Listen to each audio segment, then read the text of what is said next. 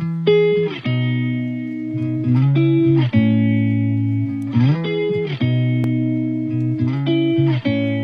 guys, thanks again for tuning in to another episode of Everything Local. Today I'm joined by Scott from CrossFit Living the Dream. Thanks for joining me. No, not a problem at all, Josh. Mate, pretty cool space you got here. So why don't you tell us, I guess, a little bit about you and what you're about. Yeah, well, I've been in the fitness industry for about 10 years. Always, for the last 15 years, lived around here.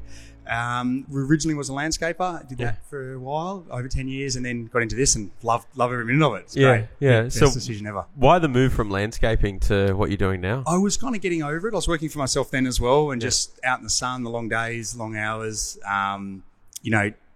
all kinds of aspects of being in a trade. Loved it at the start, loved it for the first sort of 5 to 10 years, and then just got it, just realised I needed some more quality time at home. And that's when I started having a family and realised my time would be better off spent at home. And this has that flexible work hours. And it's just slow. It wasn't my intention to go all in. I only had a 30% share of another gym. Okay. And then as I took over this gym, this became a full-time job and never turning back. Yeah. So did you open up this gym or was it already here and you took over this one? Yeah. So a friend of mine that used to work for us, he wanted to start this one. So he started this and I helped him out because he was a mate. So I painted all the stuff with him, put up all the rig and installed heaps of the things. Then his wife fell pregnant. He's Canadian. So she, after the baby was born, they wanted to move back to Canada. Then he's like, oh, mate, do you want to buy in? So I took 50% then. And then about 4 years later, I bought the other 50%. So so now it's all mine. Yeah, nice. Awesome. So CrossFit, I mean, like were you training prior to actually buying into the gym? Like whilst you were landscaping, were you into the gym at that point, or was not something that you used to do? Never into the gym. Gyms just have never interested me at all. I did a lot through sort of rugby training and stuff like that with the team, but I never went to the gym on my own. Fell into CrossFit through friends of a friend, and then just loved it. So I was probably doing it for about 18 months before I started my first one. And I was more going to be a silent partner then, just kind of help out. And then when this came about, then, so I've been doing it for about 10, 12 years all up. So, And how was the start of that? Like not knowing sort of the business part of it and like sort of buying into the business? Like what was your role at that point? Yeah, I was familiar with starting a business because I'd done that before when I was landscaping, but very different to being in a trade. The things that are difficult in a trade are really, really easy in the fitness industry. And then things that are really, really easy in a trade are completely the opposite in the fitness industry. So I took that kind of adjustment, which was pretty hard. Working with someone else at the start had its challenges because I was used to doing everything on my own. But once sort of hit the ground and started running it, it's all makes sense now. And it's like any job, there's things that are absolutely amazing and perfect about it. Of course. And there's other things that you find a bit more challenging and a bit more difficult. Yeah, of course. So where are you at now? Like what does the business actually offer in terms of obviously CrossFit's one of those things? Is there any extras onto that, nutrition advice, all that sort of stuff? Yeah, it depends on the client. A lot of the people that come in here, they use the gym as almost like a community. So we're really community based. So if we were to do like a fitness challenge or we were to do like a dietary challenge or a nutrition challenge, we all do that together as a group. So the clients are never left on their own. They've always got that support of the coaches who are qualified in all the fields that we set a challenge for, or other members. So that we get that kind of networking and that whole group environment to help them through. So we do pretty much offer personal training. We've obviously got the group sessions. We do nutrition advice. With the nutrition advice, it's normally done on what we do personally and what's worked for us rather than, and we recommend obviously dietitians and nutritionists and things like that as well. So it really depends. Some people want to come in here and get bigger and stronger. Some people want to lose weight. Some people have a goal where they might want to run a marathon or do a Tough Mudder or something like that. But to be honest, the majority of our members are the same as me, mums and dads in their 30s and 40s that want to be fitter for the kids. Of course. And the longer that they can be running through the park with the kids and kicking a soccer ball or rugby or climbing up some equipment, the longer they can do that, the better. So, One thing you mentioned was community, and that's something that I've seen. I mean, I don't train here personally, but you can see it from the exterior on the social stuff that you post and what people say about the actual business. And I guess that's the biggest difference between just a gym and also from what you come into here, which is CrossFit. Yeah, definitely. Would you say that's the biggest attraction point, the community sort of involvement and how people feel like it's sort of like a family vibe? Yeah. I don't know if that's an attraction as such, but it's definitely what keeps members. So they may not be looking for that. Like I wasn't. It took me 8 or 9 months of doing what I thought was CrossFit in my garage at home. And I was under that false sort of theory that you had to be fit to do CrossFit, which is probably the biggest thing that causes apprehension for the gym. But that's not the case at all. So we get, people haven't done anything for 40 years. So, but I was like that, and I thought I was relatively fit. And then, but once they're in there and they get to know the community, it just becomes part of their lifestyle. So it's just part of their routine.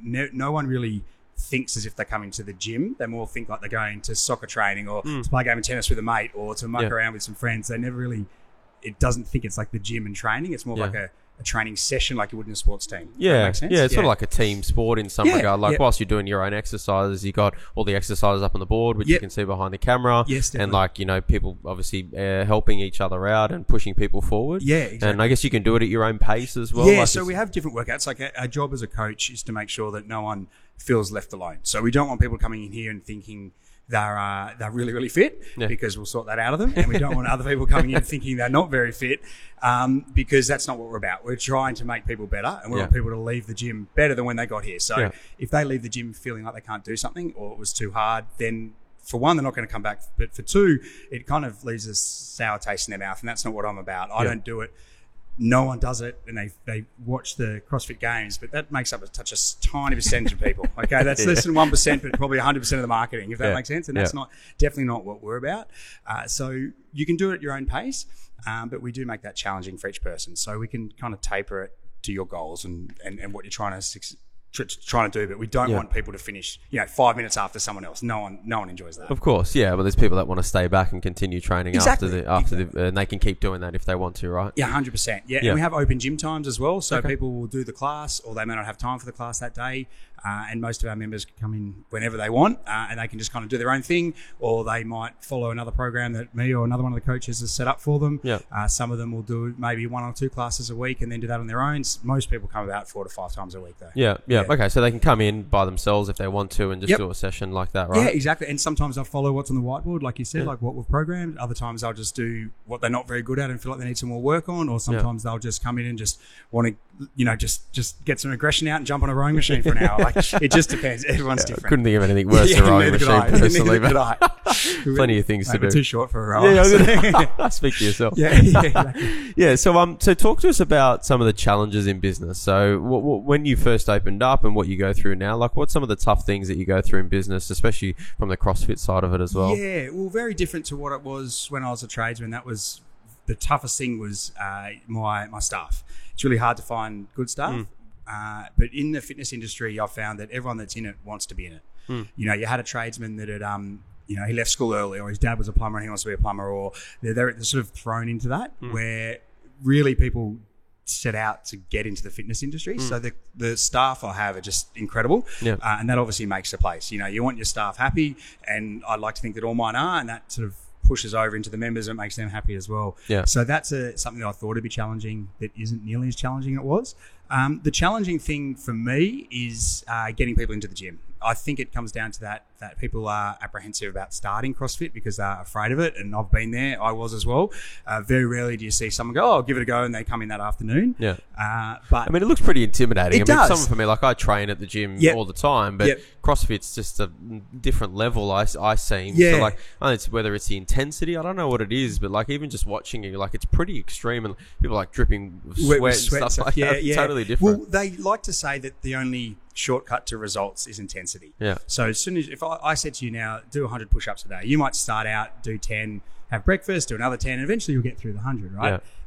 But if I told you to do 100 push-ups as fast as you can, it's a different ballgame. Of course. So really, you're still doing 100 over a day, but the next day doing them spread out, you're not going to be that sore. Where doing them really quickly, you will. So that's kind of where it is, but it's a relevant intensity. So people, the movement shouldn't change, but the intensity will.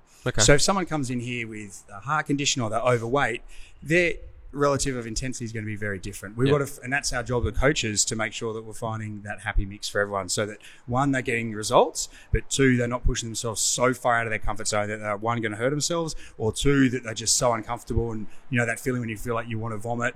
That's happened to me twice in 10 years. Okay? And that's not us competing. It's not an everyday event, but a lot of CrossFit gyms, that's when they'll bring out their social media and their cameras to sort of say, "Oh, look what happened to this guy," but that's not what happens. You know what I mean? Like he's on the floor, struggling to breathe, right? Exactly, and that's what they like to kind of promote, but that's not what we're about. Like you're not going to no one's going to succeed doing that every day. Yeah, you can't do that. So how do you balance it, right? So you got someone that's been here for a few years or whatever it might be, and then someone that's quite new. Yes. Do you keep the reps and the sets the same and the weights different, or how do you balance that? Yeah, that's an awesome question. So it depends on the person. It depends on their background, depends on what their goals are as well. But generally what happens is I might set up a workout that let's say it's what we call a 15-minute MRAP, which stands for as many rounds as possible in 15 minutes.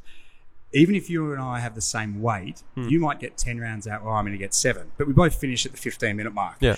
Likewise, if I'm new to it, you may have 50 kilos on the bar, I might only have 10, and I'm struggling to get 5 rounds out.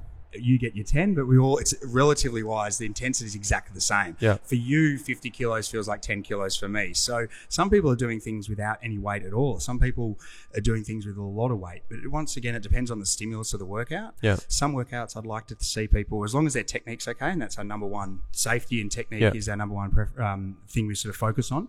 As long as that's okay, really we want to make sure that you're going for what the workout's designed for. Yeah. So if I said there's an hour workout, I'm not going to give you heaps of weight. Yeah. So we kind of change it to the client. So that's how and as we manage our clients and get to know our clients, we start off slow and slowly build on it and listen. And there's that constant transparency and that constant relationship between the coach and the people training to make sure that things are going well and they're not getting injured and they're not getting too sore and things like that. Well, it's that communication piece, isn't it? So just 100%. Keeping an eye on them, making sure if you start to see techniques are being thrown out the window because they're just trying to push weight around, then you sort of pull them back. Yeah, exactly. And it really depends on the athlete themselves.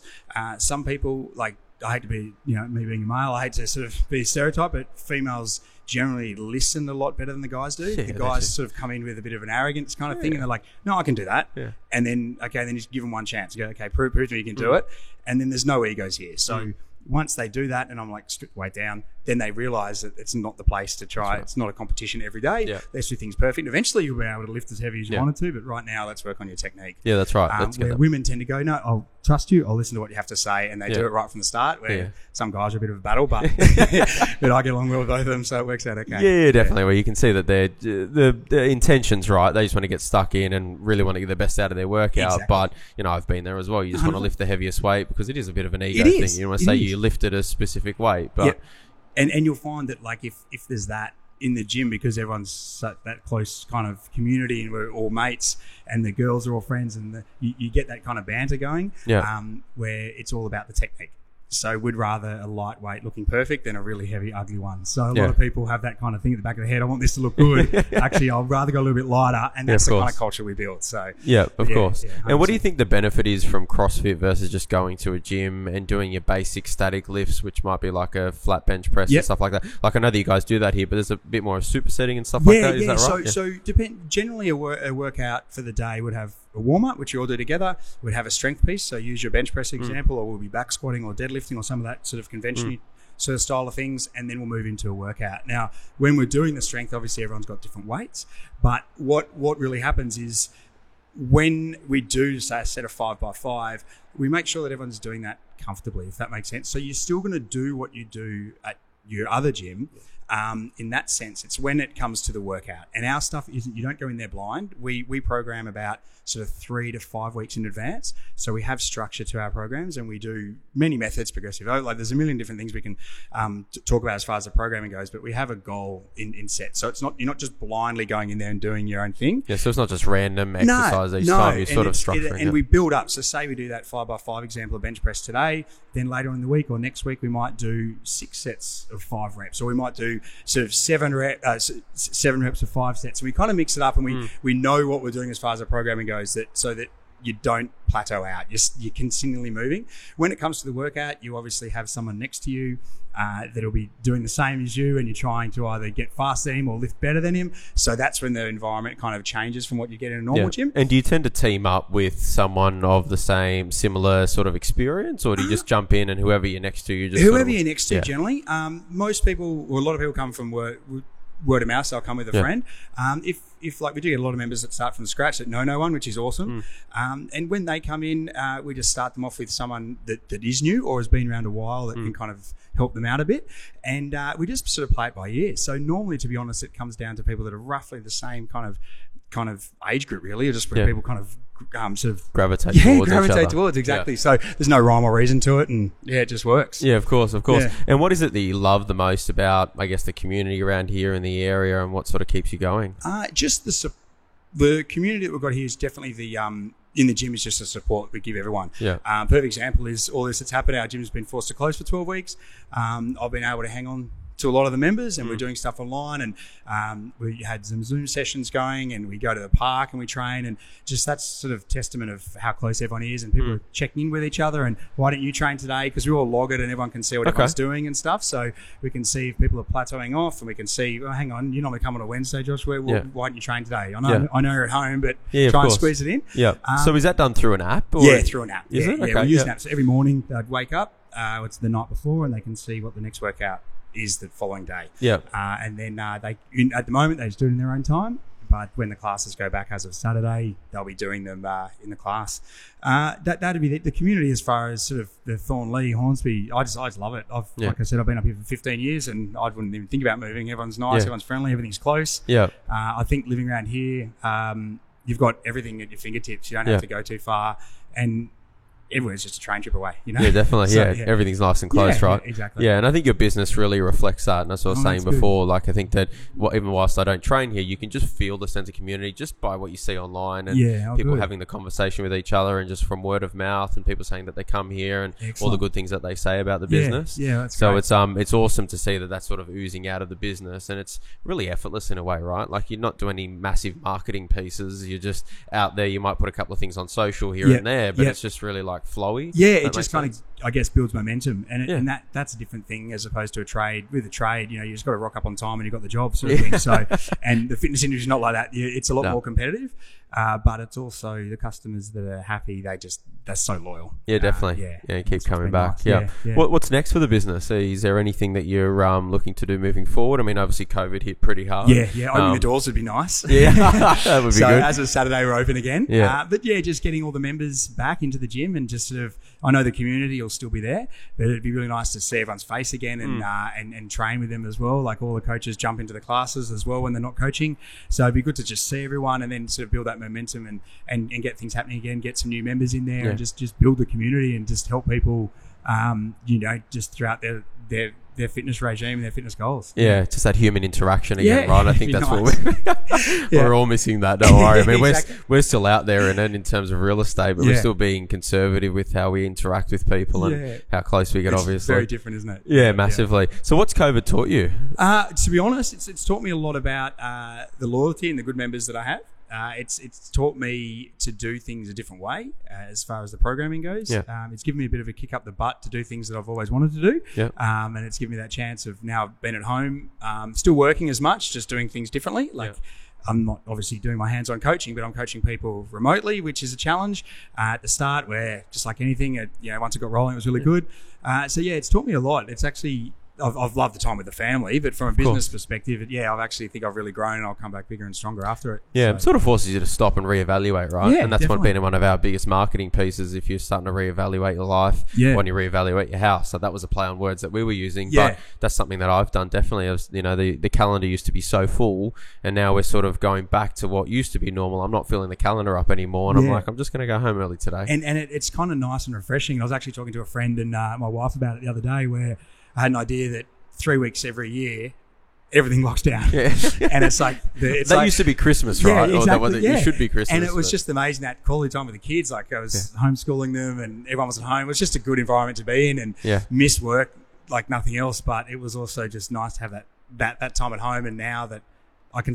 Before, I had no idea. Like, we've only known we're opening up about a week ago. So there's never been a light in the tunnel. And now that there is that light, I can't wait to get back into it. Yeah, definitely. Start planning.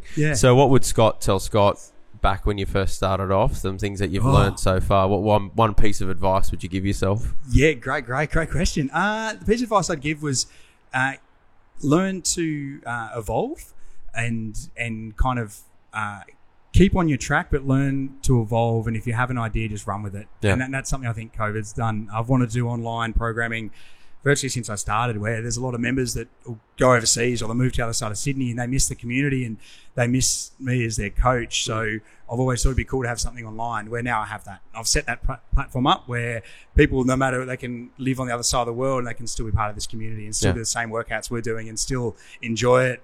And that's always been sort of, I've never had the time or energy to do it, where this has given me the perfect opportunity to start that, and now that's going quite well. Yeah, I think my biggest takeaway, my biggest quote out of this is you miss 100% of the shots you don't take. Yeah. So we're just taking so many shots. Like this COVID thing happened, we're just like, whatever. Exactly. This came up, we'll just make it happen. And some things have worked and some things haven't, but like, what's the worst that's happened, right? Exactly. Yeah. You wasted a day. Yeah, exactly. You know what I mean? Like, but you've experienced it, right? You can cross it off the list. Yeah, and you learn from it. You learn, okay, if I was to do it again, I'd do this. Or, that's right. You know, so I think, as me looking back 10 years ago, not much would have changed, but I would have listened to myself and backed myself a bit more, I think, and listened to my clients and tried to evolve. Yeah, I love that. Well, mate, we appreciate you being on the podcast. As I said, it's an amazing business, and like, I mean, I don't even train here, but I hear a lot about it. I feel like I'm involved in it, even though I'm not in some regard. With like the community, like I said, I keep talking about it, but you can really feel it even when on social and just seeing the stuff online and the communication from people that actually come here and just talking to people that actually come here as well. Yeah. So it's really an amazing business. I think we're grateful as a community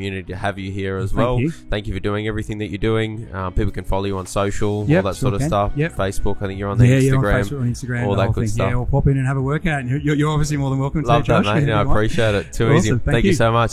Cheers, guys.